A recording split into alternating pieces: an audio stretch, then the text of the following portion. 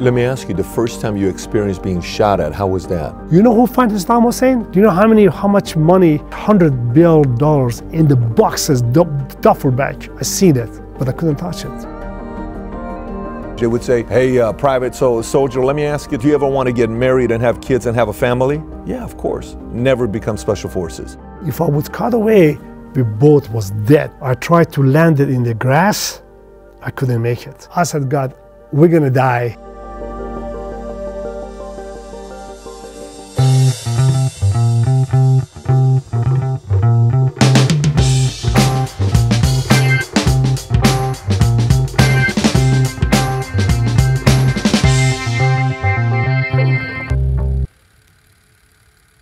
So look, many of you have watched the movie A-Team, or some of you back in the days used to watch the series called A-Team. It was fascinating. These were like super soldiers going out there. They were heroes, they were rock stars.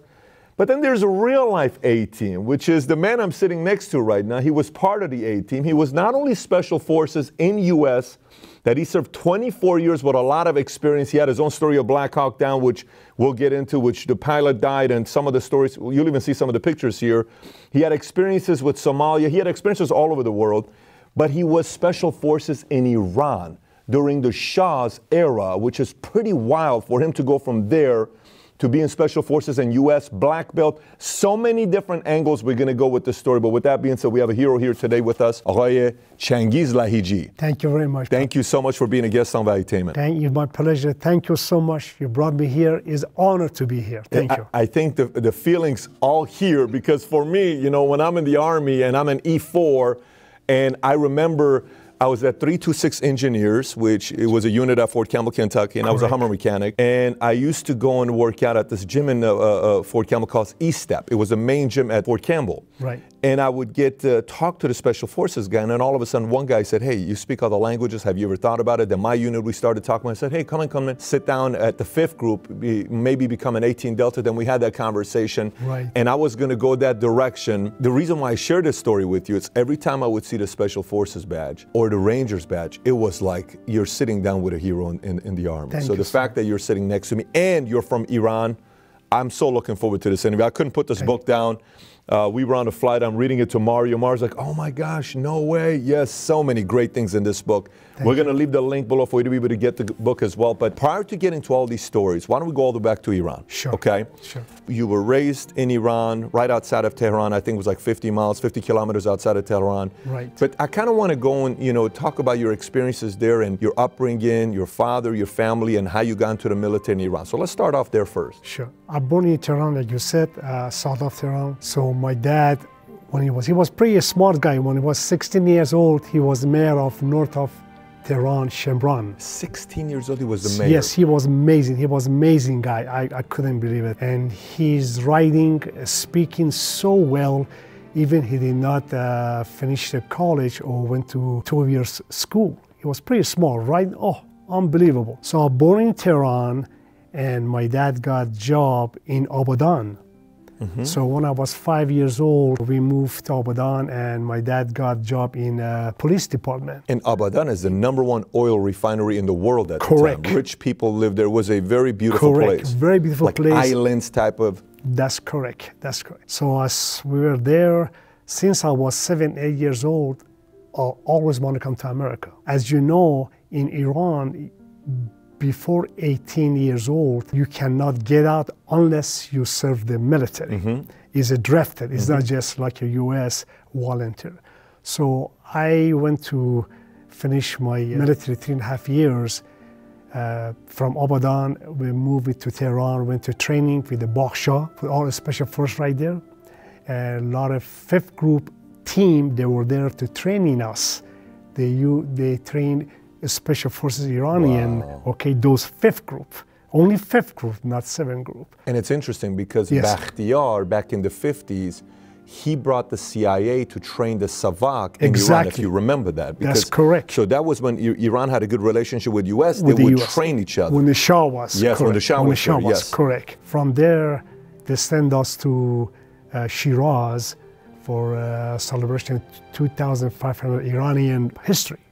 So I was there. That's a Cyrus the Great, the Exactly. Iranian Empire celebration. Correct. All these celebrities were flown in. Oh God, you don't believe how much money they spent. It's great. It was great. But who worked hard with it? So anyway, I finished that, and from there, they sent me to Kurdistan. So I was training Kurdish, Iranian Kurdish, with Ahmed Masoud Barzani when I was, I think so, 18 years old, 18 and a half, I believe that. I met him, nice guy. When I spent altogether 3.5 years, then I came back to Abadan, and my dad, my uncle, took me to embassy, actually consulate, to try to get a visa for me to come to America. And consulate said, where you want to go? I said, I'm going to go be as a pilot. Then said, you be pilot? I said, yes. And I'm going to spend in the military. He said, serious? I said, yes, sir. Then I'm going to go Vietnam. He said, Vietnam? You can't go Vietnam. I said, why? He said, you're not a U.S. citizen. I said, sir, to kill the communists, you don't need to be citizen. Just send me. I'll prove it to you. You were that determined. You were that true of a believer. Oh, God.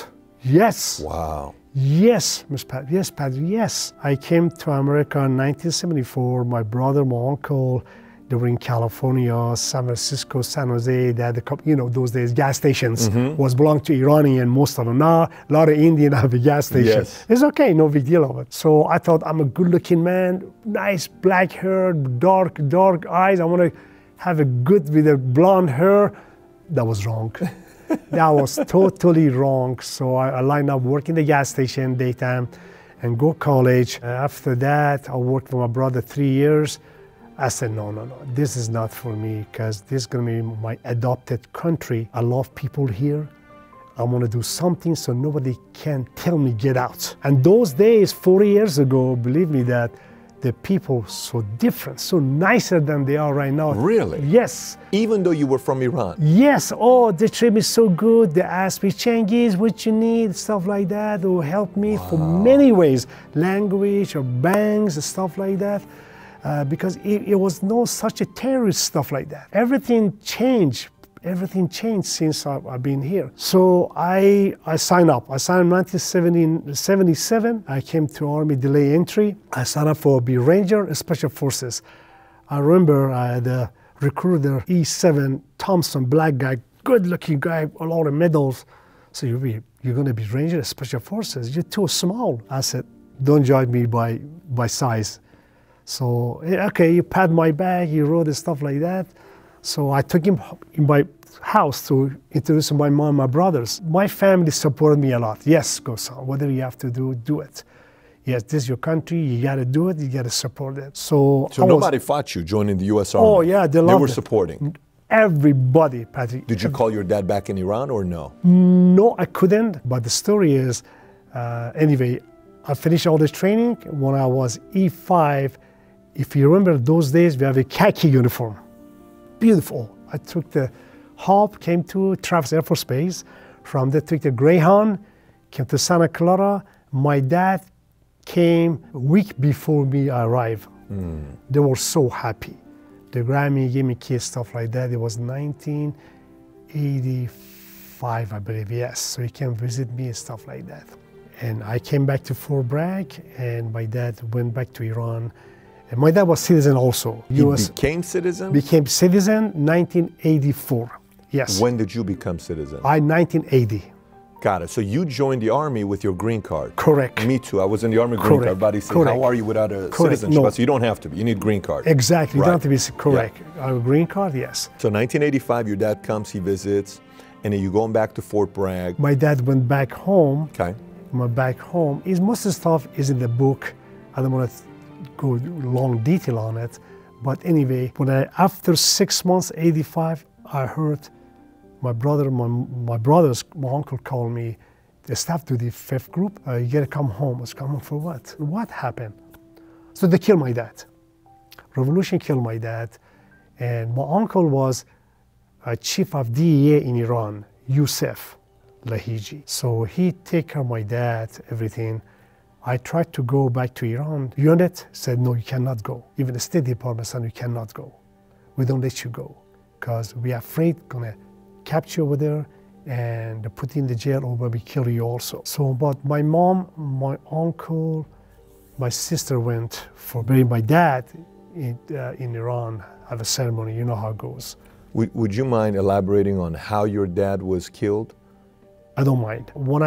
The way my uncle told us, they find my dad naked body, they drop him off from 5th floor. We used to live in the north of Tehran, Said Khandan. So they dropped my dad behind our house. It was open land. It was no built up yet. So they find my dad naked and bloody, the way my uncle told us.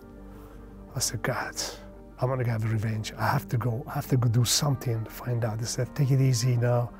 Just do what you have to do. And I couldn't go. How much anger and rage do you have at that time? Because, you know, when I read about you and your dad, you guys had a lot in common. You know, you said he saw you and he saw himself. He feared things that... Yes. I don't have any fear for anybody, even God, because God is not, you have to fear for him. You gotta love him. He loves everybody. That's why I read Bible, Quran, and Torah. Bible, everything they say, even I'm not Christian, I'm a Muslim, is all about love. So I hold my anger. So forgiveness, I cannot forget about it, but forgiveness is calm me down. During that moment? That moment also, yes. Because I'm always, every time I pray to God, regardless what I go, what I do, it doesn't matter what, a good time or bad time.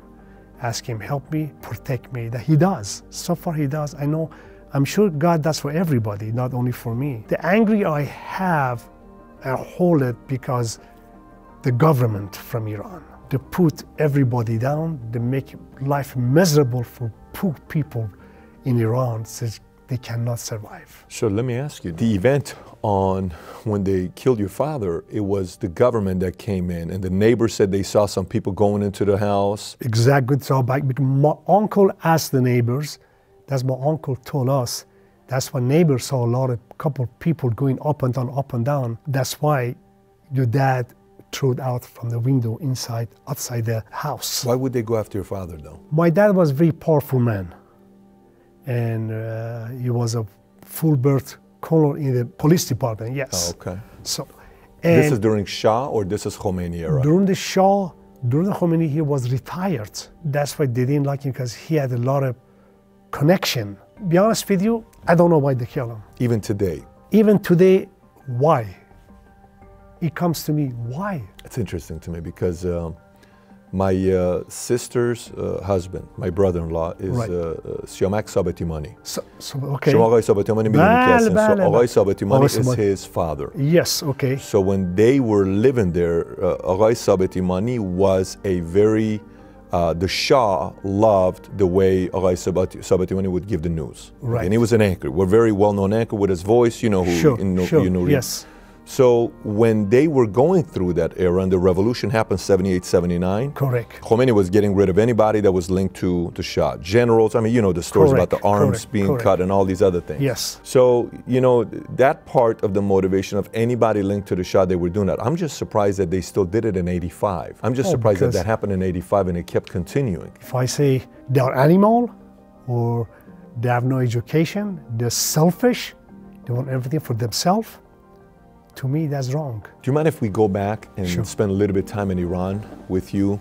Because I know we went to, all the way up to the 5th group in Fort Bragg, but let's go back, because from there I know we're going to go into Black Hawk Down, we're going to go into some of the experiences.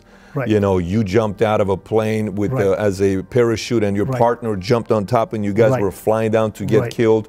You pulled the reserves, you guys made it, his legs were shattered, and you know, a lot of great stories you have, incredible stories you have there. But I want to go back to Iran. I want to go back to when you were living there, 60s, 70s. Today, you turn on the TV, when you think about Iran, you don't think about a place to go for vacation. You don't think about a place to go, hey, honey, let's go this summer to Iran and take our family. There were back in the days, you know how it was. Yes. Frank Sinatra, everybody would go to concerts there, parties there. Elizabeth Taylor was dating Aghay Zahedi, the ambassador. There's a lot of things that was going on back there, right?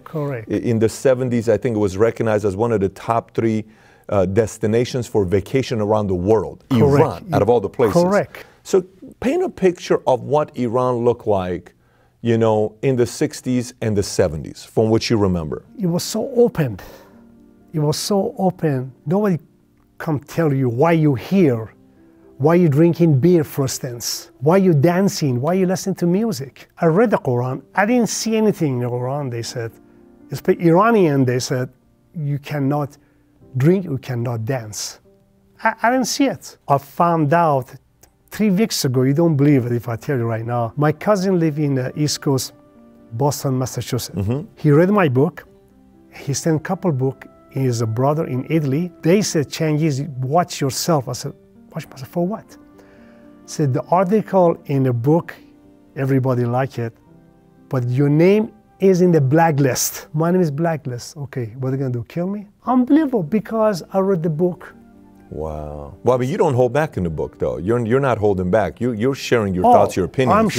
I'm sharing what they're gonna do to me. Yeah, you're not. No, if they want to kill me, I'm ready. Come on. But Iran was open. Iran was a beautiful place. Iran was open. The stuff I hear about Cabaret Tehran. Oh, Cabaret Tehran was awesome. Tell me, I hear stories from my dad, but tell me about Cabaret Tehran. Was Cabaret, you go, it's so open. You sit, you drink, you dance, you have a good time with your friends, and you can ask anything you want. They bring for you. You weren't born that time. No. I don't think so you were, no. Even in Abadan, petroleum company belonged to the government. They have a lot of clubs. In Abadan? Oh, God, you don't believe it. Beautiful. People go over there like Christmas time. Oh, beautiful lights, people dancing with the family come. Reservation, like here, big hotel. You pay 10 days before. The table for you, all drink you want, any kind. There's no question about it. You know, people praying, yes. People drinking, yes. I don't see what God said don't drink. But I drink moderate, okay? I don't need to get stupid. So times were good. So during that time, because you hear about, you know, the music. Do you ever listen to the music and go back to the time? Like, do you listen to Gugush? Do you listen to Daryush, Moeen, Dela Mikhad be Isfahan Bargardam? Like, do you? Even English music over there. When I worked at a gas station, my brother, the music, ABBA or Roston in Iran. Wow. Yes, in Iran, I was listening. Oh, I listened to music. Wow. I worked with my brother. It was making me feel so good. Iran was good. Be honest with you, 60 years ago. Well, I came 44 years ago. That time was great. When I was 10 years old. Oh. Did you ever go to Bandar Pahlavi? 3 times. You went to Bandar Pahlavi? Yes. You know, they changed the name. I don't know what it's called right now. I don't know. Yeah, but it was called Bandar Pahlavi back then. Correct. Bandar Pahlavi, Jazirah Khark. Yep. They are still there. Abali, would you go to Abali? Oh, God, Abali Tehran ski, of course. Yeah, yes, Abali. Yes. There was a place my dad took me in Abali. In the water, he says, jump in the water. So I jump in the water, but it's gas water. How do you explain? I jumped in, I couldn't breathe. The gas got in my nose, my ears. He's laughing outside. No, you're right, Patrick. But it felt so amazing. We would have jigad, liver outside with the nice green and the salt and the loghme, Sarapol Shembran. Mm-hmm. I don't know if you remember or not. We used to go over there. They have a Sikh kebab. Oh, God. The corn they would make with the salt water. The nuts, they put in the water, cut it. Oh, God. I stayed there till I was 10 years old. I was there till 10, but I'm in October 78, baby. So I was born during the peak of Cinema Rex fire when it happened. So when Cinema Rex fire happened, that's when I was born. And Cinema Rex was in Abadan. Abadan, correct. And let me ask you a question. If we can talk a little bit about, since I think it was your uncle that was the chief of police or chief of intelligence in Abadan. What was your? My uncle was chief. My dad was chief of police in Abadan, undercover. Chief of police Abadan undercover. Yes. So he was there when Cinema Rex happened. Yes. So let me ask you a question: the 400 people that were killed. So exactly. So why don't you tell us what happened to Cinema Rex? Well, I was there. Not in cinema. I was in the house when we heard it.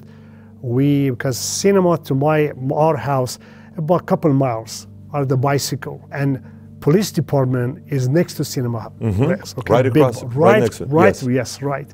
So somebody that has some problem locked the doors outside, so nobody could get out.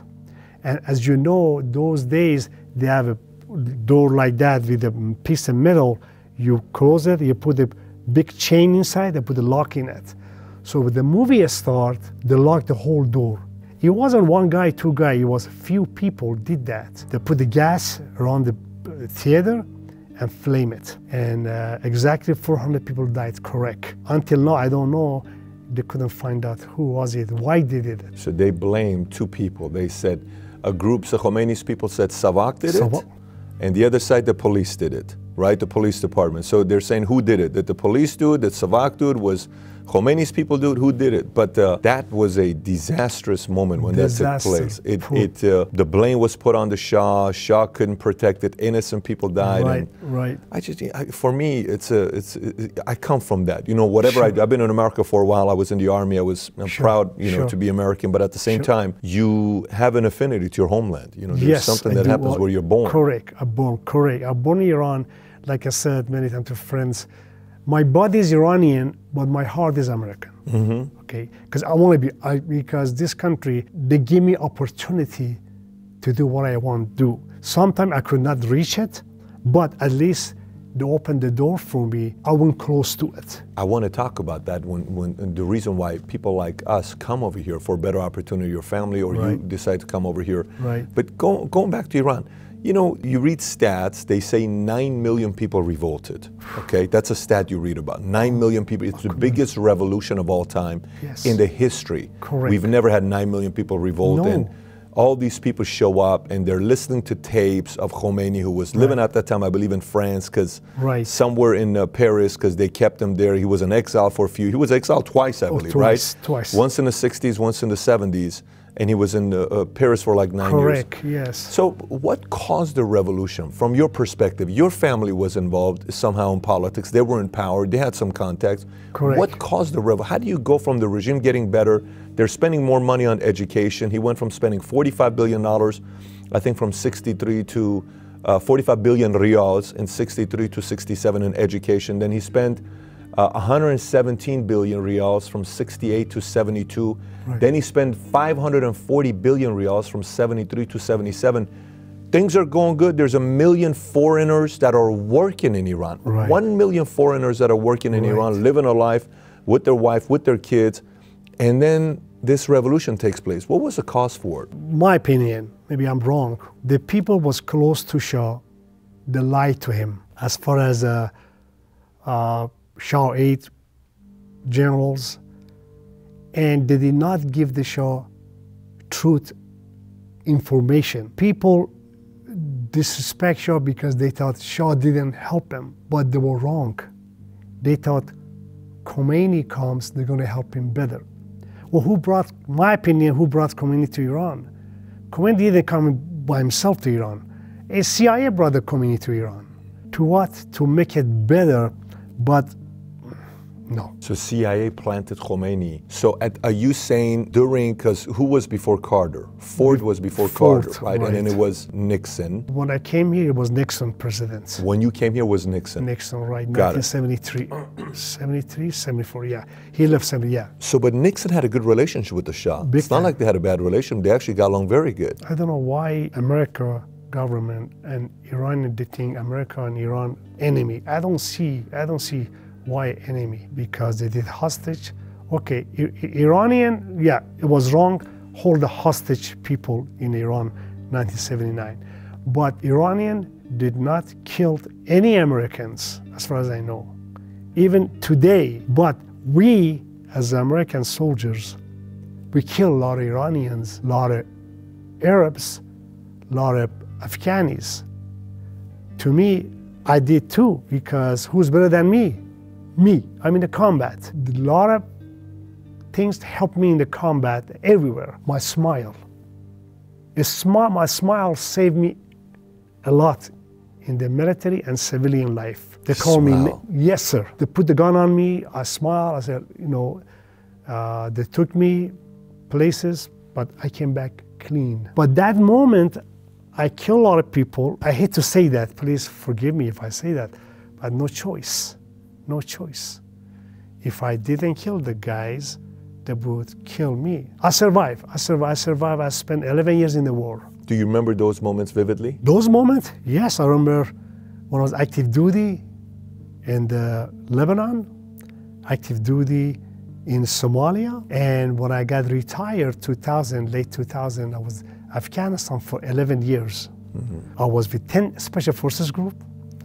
I was with DODs and our State Department. And you had some run-ins with the Delta Force guys, right? Yes, you were I doing did stuff that. with Delta all the time. Yes, I did that. Yeah, we a lot of training in the Far East together. Didn't you do like over 100 missions in Afghanistan? I did more, honestly, I did more than 100 missions. If I said I'm not exaggerating it, I did more than 300 combat missions. Total? Total, I swear to God, total. So give me one of the ones that, you know, stays with you till today. I know, let's talk about Black Hawk Down, when you experienced that yourself. This one, our mission was, after I came back from work for FBI, so mission was, I was ODA 596, 5th group. Our mission was humanitarian help for the poor people in the Somalia. When the Black Hawk, when the people killed 4 Marines, if you remember that, so drag him on the ground, so our mission changed.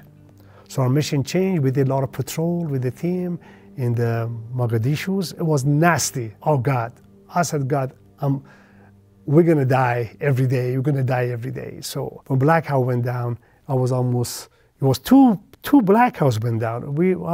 Probably I was 50, 60 feet away from the second one. The west side, I believe, of west side of a place we were patrolling. Because I went to the houses, give candy, food, helping. They liked me. I spoke not great Arabic, but I could get by. Okay, goodbye. But now I forgot most of them. I never can forget it. And a friend of mine, Tim Martin, he came. He was a Delta guy, but SF guy. But went to Delta, came back to Okinawa, Japan.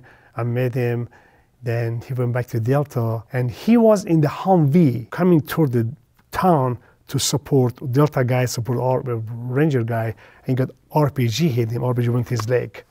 Yes, he's dead right away, right there.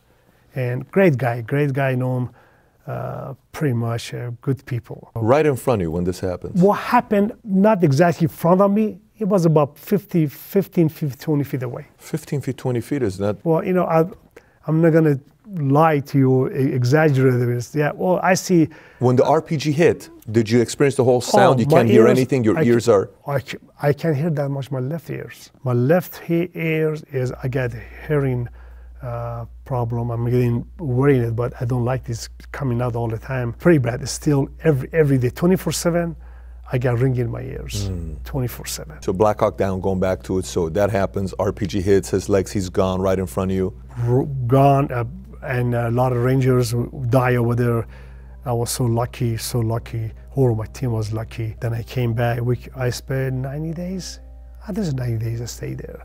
We came back, then I got assignment, DLI, to DLI. DLI, like DLI? DLI in Monterey. Monterey? Yes. Okay. Yes, DLI Monterey. To DLI is a linguistic school. There used to be an army base called Fort Ord back in the days. Now you go to DLI to learn a language. Right. And then you get shipped out. Called Defense Language School. Is a very big, everybody goes over there, even agencies go over there, and is huge. About 5,000 troops goes over there, Marine, Navy, Army, Special Forces, not that much. Because Special Forces right now, they have their own school in the Fort Bragg. 6 months. Really? Yes, sir. But with the standing advance, they go 1 year. Special Forces right now, these days, they cannot go to the A-team unless after graduate from phase 1, phase 2, phase 3, they go to SEER school. Is it true in SEER school they can break small bones on you because they're teaching you how to be a POW? Yes, I did. I went to SEER school 84 and SEER instructor course. How hard was SEER school? It's not that long. It's a short school. It's like 2 weeks, 12 days. It's hard. You have to get it. Is it mentally and emotionally they drain you? Mentally, physically drain you, yes. Did you do the whole exercise of sitting in the room and the sound, the noises going loud? The sound, they beat you, and you have to sign. Hey, if something happened, you ask for it, okay? That's what we did. That's what I did, you know. I went to a lot of good schools, hard schools, and I'm proud of it because I proved to myself. And now these days, people tell me, "What you prove it?" I said, "I have to prove anything to you." I'm retired. You know, if you want to know something about me, I cannot carry a 150-pound rucksack anymore. As you know, I carry atomic bomb called Saddam in my bag in a ODA 564. How was that? How was that when you were carrying an atomic bomb? It was a 2-team, 2-group, 5th group and 7th group task. One group, 1 battalion were the Saddam. And Saddam is very real bomb. Before SR-71, do stuff like that, before computer came out, as you know, computer came 91, 92.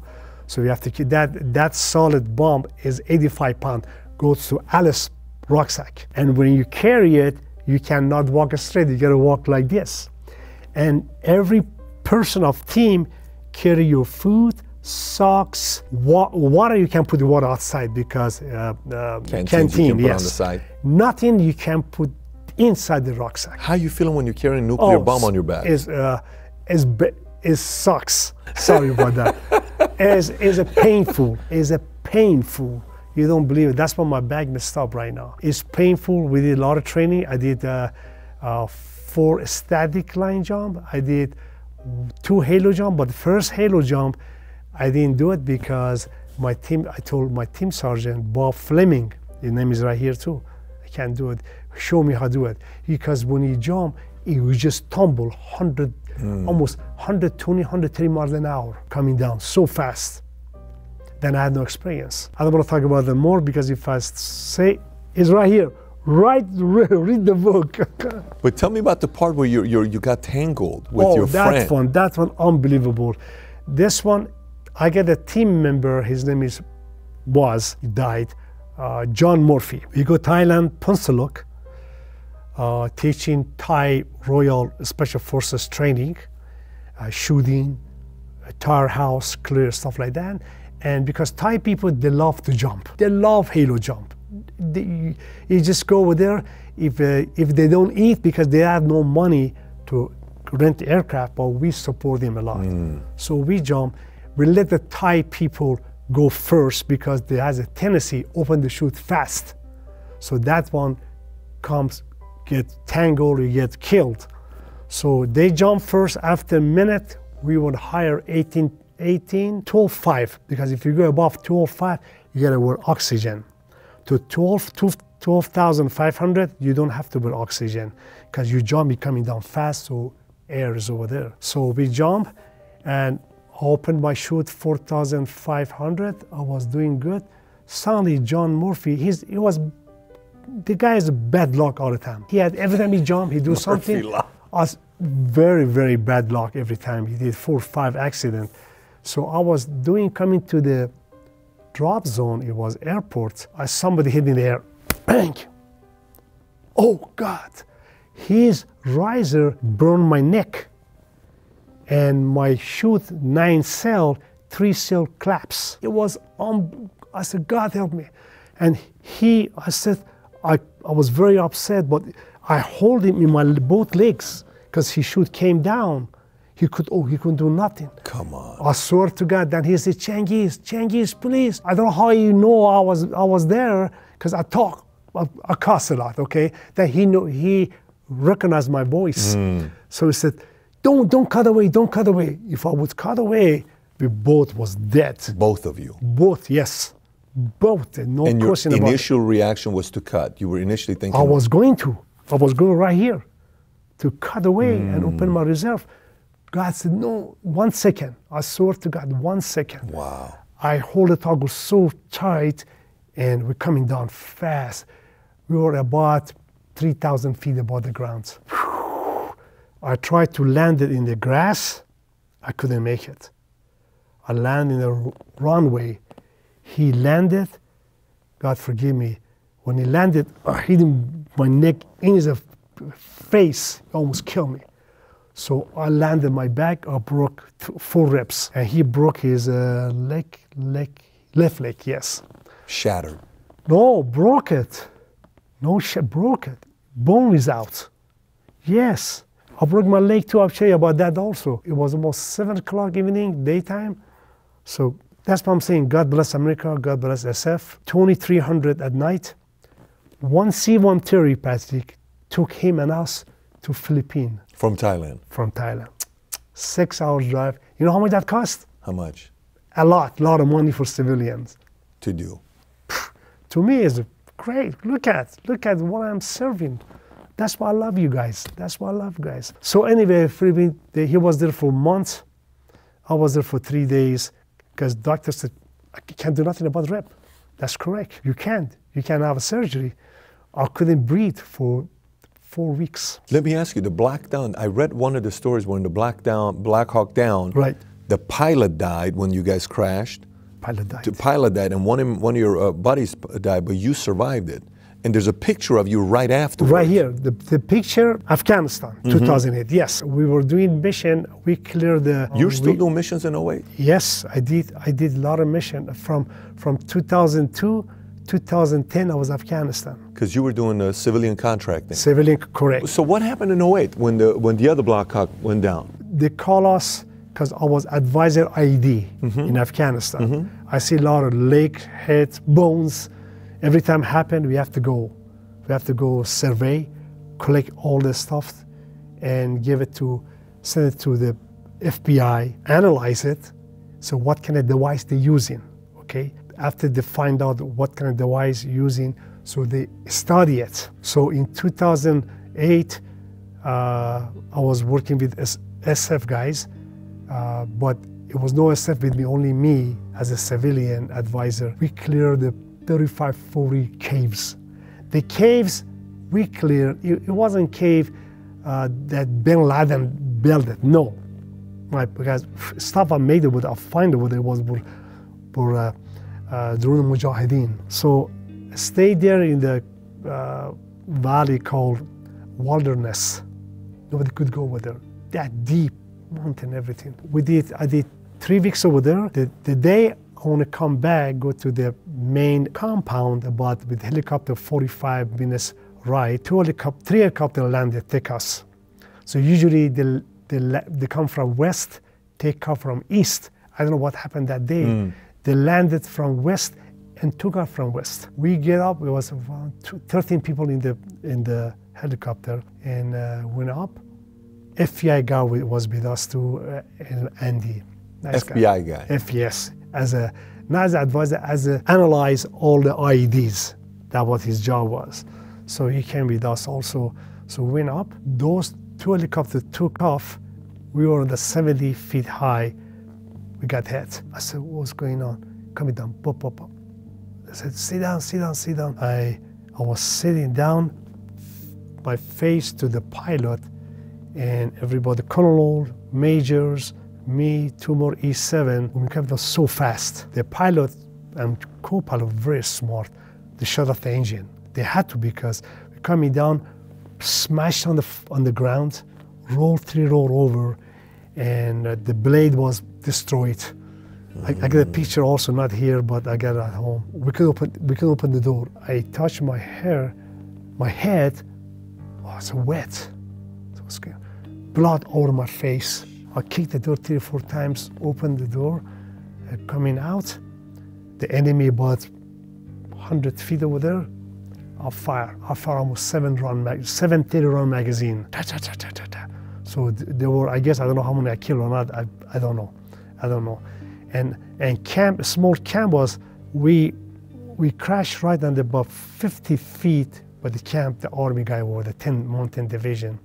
So as soon as they saw that, they came support us, and the captain, Garcia, I remember his name, he bandaged my head right there. I'm surviving. He said, why are you laughing? Man, I'm surviving, man. I'm here. Wounded, but I'm alive. They were so happy. After they took us to a small medic over there. One guy and the captain, he was not surgeon, doctor. So switched my head, about 14 stages in the head, 3, 4 right here. Is already a stab. I have somebody here. So they then send me, the medevac was me, another guy broke his leg. One guy died, I believe it, pilot or co-pilot. Because I kicked the door, co-pilot to pull him out. because he couldn't get out to pull him out. So I went to the base, they put me in the surgery room, again they cleaned me up, they fixed me very good, no question about it. I never forget it. And after that, after 3 weeks, they moved me from there to Camp Phoenix, worked for the Special Force again. But I was so afraid, I don't want to get in the helicopter no more. Wow, so that stayed with you. Yes, I was scared. Every time I go to helicopter, I would just fade out. I couldn't. I did though, because I don't want to be checking out. But honest to God, even now, if I'm flying with big commercial, still hesitation. Wow. Yes. Let me ask you, the first time you experienced being shot at, how was that? Scary. Is it extremely fast? Yeah. Purely reaction-based? Very. I was, another section, I was going IED to the village, talk to police guy, supporting him. Poor guy standing next to me. I was so lucky. A sniper from 100 feet, the house we cleared after that, he was going to shoot me. I was next to the policeman. He killed the policeman instead of me. Not by accident. I don't know what happened. God help me. So as soon as he hit him, I'll pull him down over the ground. Cover. I called the guys, come on. So after less than 5 minutes, we all went to the house. The guy was gone. That's the first time you got shot at? Yes. Did you ever see any soldiers in the heat of the moment panic and lock up? Oh yeah, froze up. How many times did you see it? Like what? And then would they typically ask him to leave or reposition him? I told him, get down. They're scared, I push him down. What would they do with him afterwards? Would they send him back, or they would give him more chances until you got used to it? No, I put him down, and everything was cooled down. I could take him. What do you talk to him about? What do you tell him? I told him, I know you have a fear. I have a fear too, but you have to fight the fear. You have to fight the fear. You can't just froze and do nothing. Get down, cover, and shoot back. How is that conversation? Is it an understanding conversation, or is it more like a dictate, like, hey, you better do this or else you're going to get killed? The way I the combat, I never people what to do or force him or pull the rank on them. I just tell them about experience, correct them. Because if you don't correct the guy right away, he's going to die. No good. You got to correct him right away, get that bad habit out of his body and give him motivation. How many times did you have to do that in your career? I did that more than 5-6 times. Okay, so not as many times. So for the most part, right, most people's reaction was, let me react, fight back, or defense, or do something, right? Immediate reaction. Correct. So what's the first time you shot at somebody and you felt like I killed somebody? Do you remember the first time for you? First time I killed somebody, it was in Iraq, not too close to me. I wouldn't say feel bad because I protect myself and my colleagues. Yeah, it's nice to kill, but the combat situation totally different than you kill somebody in the street. I know, but the part I'm trying to ask you is, was there any sentiment, or was it like, you're trying to take my freedom away, I have to stop you before you do it to me? That's right. That's the mindset. That's it. Okay. That's me. Got it. That's me. I was with General McChrystal yesterday. I don't know if you remember General McChrystal. Yeah. We were together yesterday. It was first time. Yeah. And he talked about the first time he killed somebody, and he said it felt great because it was my job, my duty to protect my country, and I had to do it. So the way he talked about it was very much nonchalant. It wasn't like, oh my gosh, it's a big deal. No. It was a very normal thing he talked about that happened in military to him. Correct. But a lot of guys in military, they brag about it. Oh, I killed that. Blah, blah, blah, blah, Yeah. You know, I see it a lot. I listen, but I don't say nothing. I said, whatever. You know, I have a friend of mine who was Delta. Right. And he got out. He was Special Forces Delta, and he went all over. And he will never tell the horror stories, and he won't brag about it. I never do. He is so uncomfortable. To him, it's very similar to what you're saying right now. When you went one time, did you start itching it? You're like, I have to go again, and again, and again, and again. And because you're like, Haiti, nothing really happened. It's almost as if you wanted to see more action. Were you driven by that action? No, I didn't ask for it. I'm gonna go get my CIB or get my medal for it to kill. No, never done that. Everybody at SF knows who I am. I don't wear patches, stuff like that. unless they force me. When I go calm, even now, when I walk someplace, I'm always conscious 360. Even today? Even today. Where do you sit in the restaurant? Do you sit in a specific place in a restaurant? Yes, restaurant, I would not sit in the front or in the middle. I sit behind my back in the wall. Back against the wall. Got to. That's amazing how that I stays. got to. Even I was top the Humvee with the 240s or 50 cal. We didn't have those block Humvee coming up, those cover. No, we didn't have that when I was in Afghanistan. We didn't have it. But always I was watching myself back in the 360 watching, because I was training Karzai detail. We have the convoy take the students to the range fire. There's a combat zone. Going back to the A-Team part, what was it like being part of the A-Team? First of all, how does somebody become part of the A-Team? I know Special Forces, you can't just say, I want to go be Special Forces. There's an extreme training process. Ranger School is its own school. Airborne School is its own school. Sears is its own. Special Forces, how long? Special Forces, 8 weeks or 12 weeks? The selection is 1 month. After your selection, you have to know your MOS. MOS depends the MOS. The longest MOS in the Special Forces is very critical, medic. That's the one where they say they stab a cow in the heart and they say you have to make sure the cow doesn't die. Goat. Goat Used is to the be one goat. they do. Yeah. Yes, I was medic before, but I couldn't handle the medical terminology. I couldn't pass it. I was afraid, so I changed my MOS to 18. It used to be 11 Bravo, 12 Bravo. Weapons, heavy, light and heavy. You ask me about the A-Team. A-Team is a place not for everybody. When you finish the selection, finish your MOSs, you come to A-Team as a young E5, E4 team sergeant, train you. You have to listen what he's saying to you.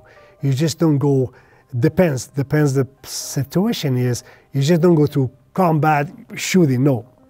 He testing you. So each MOSs, each A-Team, they speak foreign languages, every one. Every one of them? Every one, they speak one languages, like Farsi, Arabic, Chinese, and those languages, like 5th group, most speak Farsi, Dari, Arabic, because we belong to Middle East.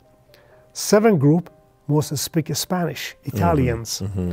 And 3rd group speak Sahulis from Africa and Arabic because they belong to Africa. 10th group, the most speak Russians, German, French. Those people speak that, yes. Interesting. And for 1st group, everybody speak Chinese. Not everybody. Like one Chinese, one to speak Tagalog, one to speak Thai, want to speak, yes. Asia is where it's at.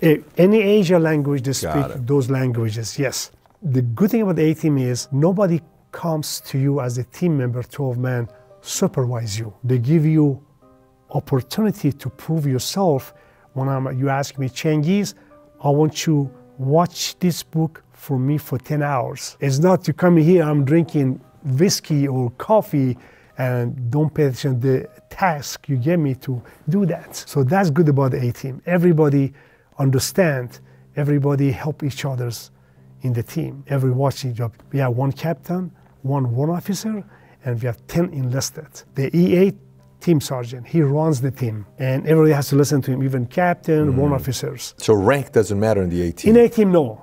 I like that. That's why we call... So no one pulls rank on the A-Team. No, A-Team. they call me Cengiz. That's why they call me Cengiz. And A-Team, you guys had mustaches. You didn't dress up the same as everybody else? Not anymore. They used to be like that. Got it. But now, when you go to different countries, you see it. Yes, we grooming standard. We beard, long hair, like Afghanistan, I was Africa, I was a 5th group, Middle East. We do stuff to blend in. But we're coming back, used to be 4 years ago, but now because they changed it. But when you go to different countries, yes, you don't understand that. You know, biggest difference you notice from Special Forces Iran training versus Special Forces here training? Oh, totally different. What's the difference? But different is the better equipment here. Equipment. Got it. Better classes, better technique. That's what we learned from 5th group. We have a lot of American technique, philosophy, a lot of American philosophy technique in Iran. When I was being recruited to Special Forces, 18 Delta, right. 5th group, which was right down the street from 326. Right. My colonel was Colonel Peacocks at the time, and Full Bird, and Right. I went there. They said, you know, best thing you want to do is go talk to some other special forces and talk to them. That's true. So I didn't understand that initially. I'm like, listen, you want me? Like I was like, I'm going to be a super soldier. I work out. I'm strong. I speak languages. I was the typical cocky 19-year-old, right? Correct. Like I'm going to come and help you take over the world. I said, no, go talk to other special forces. So I started talking to them. So many times the topic of marriage came up. Exactly. So I'm like, why are you talking to me about marriage? They would say, hey, private soldier, let me ask you, I was an E4 at the time. Do you ever want to get married and have kids and have a family? Yeah, of course. Never become special forces. Reason. I said, why?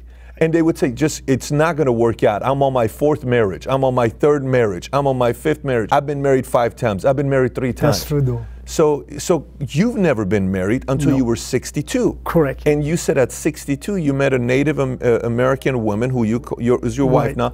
And you said, I think at 62 it's time for me to settle down. That's right. How do you view marriage? Okay. People like me in the special forces, you always deploy and you leave your wife behind 9-10 months a year and kids. She understands, but not that much. She get tired of it.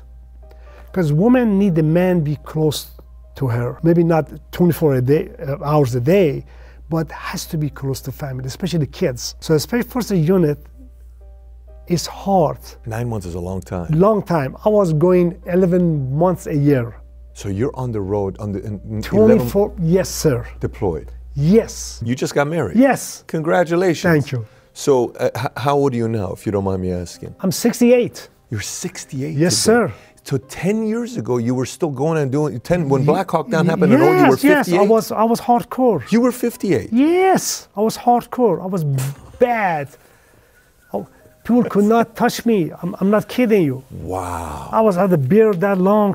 I show you my beard. I saw the picture. I saw the picture. I was You had doing- blood all over your head in the Oh. picture. It's and that's right after the whole thing happened. Oh yes, I did.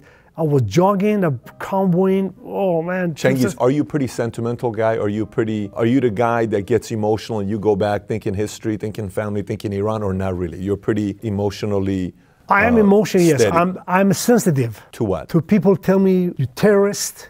I tell people, I said, this terrorists fight for your freedom and still fighting and fight for my freedom also. It's very obvious those comments bother you. The camel comments, those comments. They call me camel jockey, they call me inward.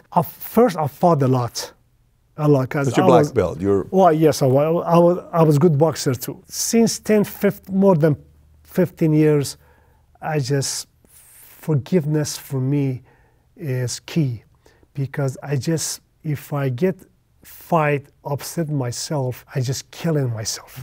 Doesn't worth it. How do you view the Shah? Well, what's your memories or just idea of the Shah? What do you think about The it? Shah was good. He went too fast, put it this way. The Shah first had one bag of gold, give it to his general, they passed it out, but the end, nothing left. What I'm saying by that means he trusts everybody, but he did not listen to people that have more knowledge than him. Who should he have listened to? Any specific names? He told him something about the revolution. He didn't listen to him about Khomeini.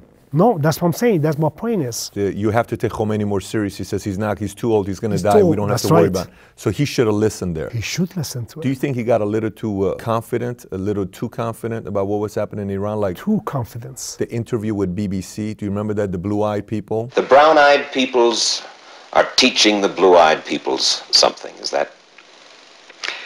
Well, no, we are not teaching something. The blue-eyed people have to wake up Wake up to? from the complacency for this torpor in which they put themselves by taking maybe too many sleeping pills. And he said Iran in the next 5, 10, 15, 20 years is going to be one of the top 5 empires in the world. He was wrong. He was wrong. It was because he was too confident. You have to work into it. Say he didn't take that approach. What should he have done with Khomeini? Say he listened to Majid. What should he have done to Khomeini? He's in Paris. He should not bring Khomeini. Actually, he didn't bring Khomeini back. He didn't. No. He got exiled. He got. Foreign country brought him back. Shah got exiled. That's why he shouldn't have left the country. He shouldn't have left the country. No, he knew he going to die. Shah should stay in Iran. Even if he dies. Even if he died. He didn't die in his country. He died in Egypt. Shah should not left the country. His son, right now, with the DC. DC right now. What do you think about him? I don't know. He's a smart guy. What he's doing? He just talks. What should he be doing? My opinion, he should grasp people like old guys, like you said, military. They are here, exiled to America. Get together, have a good plan. Get a good plan to build Iran again. Do you think he has to listen to the older people, or they're not? Because you know, sometimes the older people are afraid of giving him direct feedback because they're kind of at the phase of life is good, it's about forgiveness, my grandkids, I want to play a different life. That's different situation, forgiveness. Forgiveness, you give forgiveness to people that deserve it. You know what I'm saying, though? Yes, You know what I'm saying. I do. But you don't give forgiveness to those barbarian Iran and forgiveness to people, Arab from Saudi Arabia. Okay? They're killing each other. They're killing Iranians too. Those forgiveness is not forgiveness. Those people has to be... You believe that? Yes. So you believe that something needs to be done to the people that cost 500,000 lives of Iraqis and Iranians? You better believe it. And you think he can lead something like that? Yes, because he killed 500,000 Iranian Saddam kids. Hussein, yeah. Yes, Saddam Hussein. He was another worst people. We killed him. You know who found Saddam Hussein? Fifth Group and some Delta guys. Do you know how much money, brand new $100 billion in the boxes, duffel bag? I seen it, but I couldn't touch it because it wasn't belong to me. Let me ask you.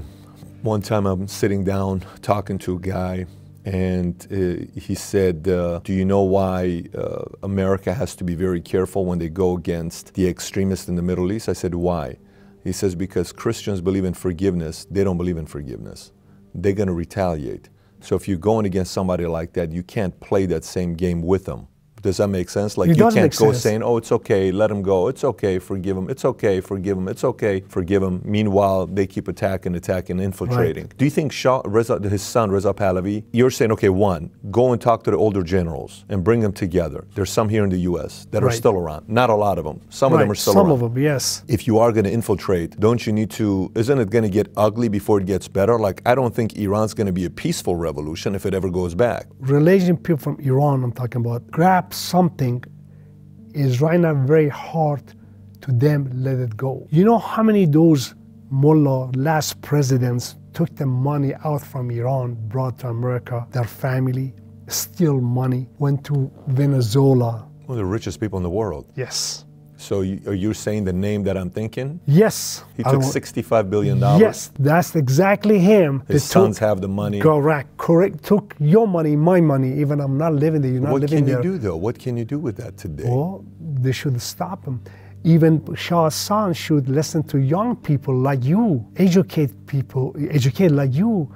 Listen, man, those people cannot breathe in Iran. When I came here, $1 was 7 to 1. 7 to 1. I was about to say 7 to 1. You took the words out of my mouth. Right. Thank you. My dad waited till '89, and when he came, it was already done. It was too expensive. But today, from 7 to 1 to 14,000 to 1 is unbelievable. Because who's going to benefit? They're going to benefit. So you do think there's a possibility to create a Always revolution? Possibility. Okay. Always possibility to move better places. You know, we have a lot of Iranians that watch Valuetainment. Good. From Iran. Underground. Say I'm in Iran right now. I'm a younger generation. Right. What should I be doing?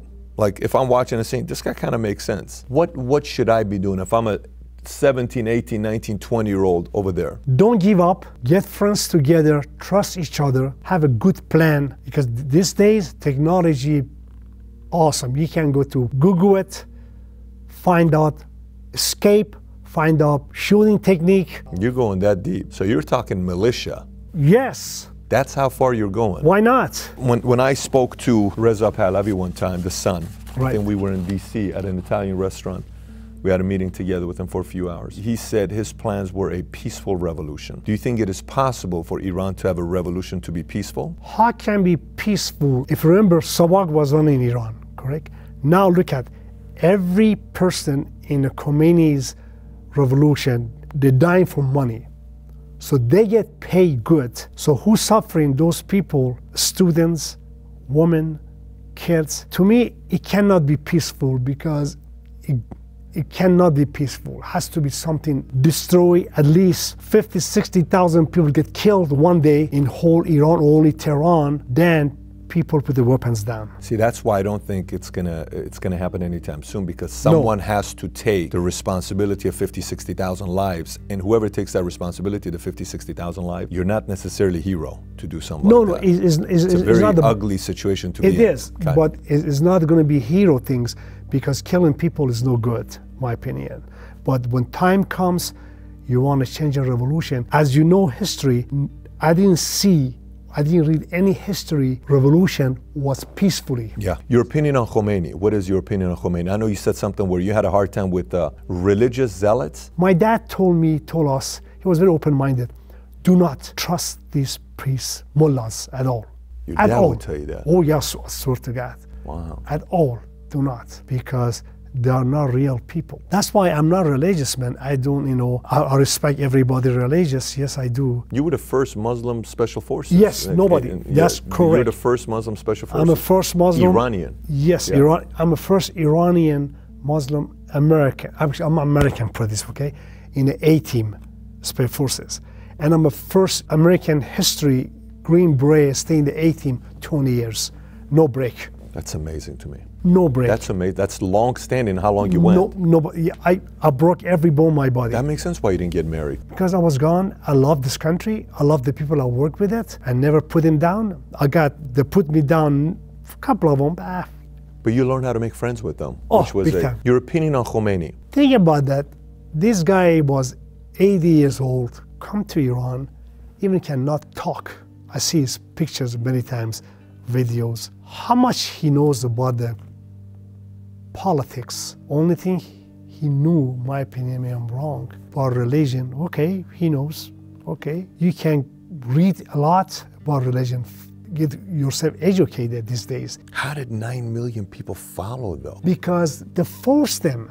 They forced people. You can't force 9 million people to go out there. I mean, I remember a speech he gave. He said, Iran has so much money, the Shah is so rich, if you make me your president, your leader, I'm going to give you free rice, free food, free drinks, free house, free this, free that. How? But he said it, and they fell for it. But because they forced the people, like I said, every other Iranian, the undercover cop, maybe I'm wrong, but you have a lot. They get money more or fraud, a lot of fraud in Iran, you know it. Here too, but it's different way. A lot of fraud in Iran. I haven't been there 44 years. You haven't gone there for 44 years? Yeah, I never. Didn't you go there to the embassy right after Jimmy Carter when you wrote the letter? Jimmy Carter, yes, but it was 3 weeks. Yeah, but you went to Tehran for 3 weeks. Nobody knew me then. Right, you were a spy when you went there. Yeah, you went in 88. What year? You went 81, right? You went 80, close right outside 81, of the embassy. Right. Embassy, right. This is a story. When I read the letter to President Carter. Can I read the letter? Yeah, I want to read the letter you wrote to President Carter. Yeah, please. Dear President Carter, my name is Sergeant Changiz Lahiji, and I am an Iranian native serving in Special Forces, Fort Bragg, North Carolina. Please give me permission to choose an A-team and deploy to Iran to free American hostages. I know the area well and used to play soccer at the stadium across the street from the U.S. Embassy. Correct. With your approval and support, I am sure I can come up with a plan that will succeed. Please don't say no. That's what I did. Honest to God truth. That's what I did. That's why I did. They waited a little bit longer. And they said, let me get back to you. Let us get back to you. Just like that, when I was active, when I was a contractor, when I spotted Bin Laden, 2002, went to Tora Bora, came back to embassy, it was offering $25 million. I don't care about that money, you know. He said, around here, well, we get back with you. Because we didn't want it. We didn't want to rid of the Bin Laden that time, 2002. We had a mission in Afghanistan. Not only Bin Laden, a lot of things. We had to be close to Iran, close to Azerbaijan, close to Russia, because Afghanistan country is a very, very important land for our interest. Even Iran is. You said CIA is the one that influenced Khomeini, and I've read that many, many different places. Yes. You're not the first person that says this. Right. Isn't CIA linked to Carter at the time? And I know it's two different agencies, but still the commander-in-chief at the time was Carter. What's your opinion on President Carter? President Carter I met him personally. I was his detail in Sudan, Darfur. He's a pretty calm guy. He is smart, very smart. Brilliant. Very smart. So I like about him is he's not rushing to go kill people, okay, do it. thinking. Do you think a part of that, the fact that he moved slow, also caused Iran to get out of control? Correct. Because you know that part where he didn't help the Shah as much as he could. That's Because right, the moment he he didn't. left on December 31st, That's right. New Year's Eve, he left 6 days later, the revolution started. Example, like President Obama pulled the troops out from Iraq too soon. ISIS came. You don't do that. Look at how much costs us taxpayer money for this stupid war. Do you think, so Carter had some influence with the Iranian revolution? Falling, but Falling, the empire falling after the Shah. Did he influence that? I think so, yes. I think so, he did. The problem was Shah. He shouldn't have left the country, like I said before. He did, and he wasn't getting any help, though. He asked for a while, though.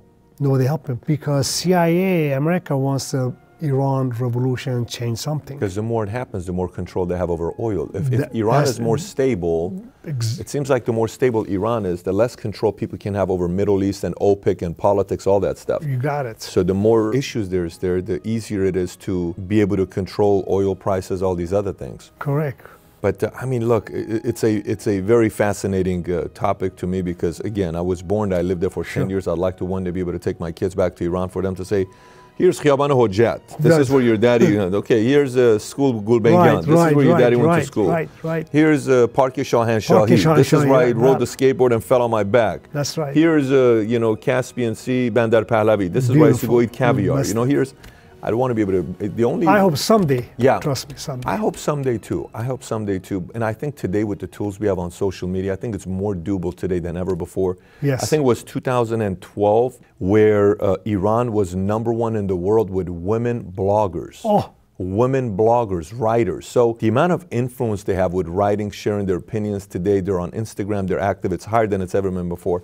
But we'll see what'll take place. Again, if you're watching this, we're going to put a link of his book here. I wrote the book. I read the book on a plane, and I'm just like, yeah, I'm going to try to see if I can read a few pages, and I just went, I just couldn't put it down. The first 5 pages just sucks you in to stay for the rest of the book. It's so much fun stories that he's experienced. Some of them are tragic stories, but some of the experiences he's had, the way it's written, very, very well written.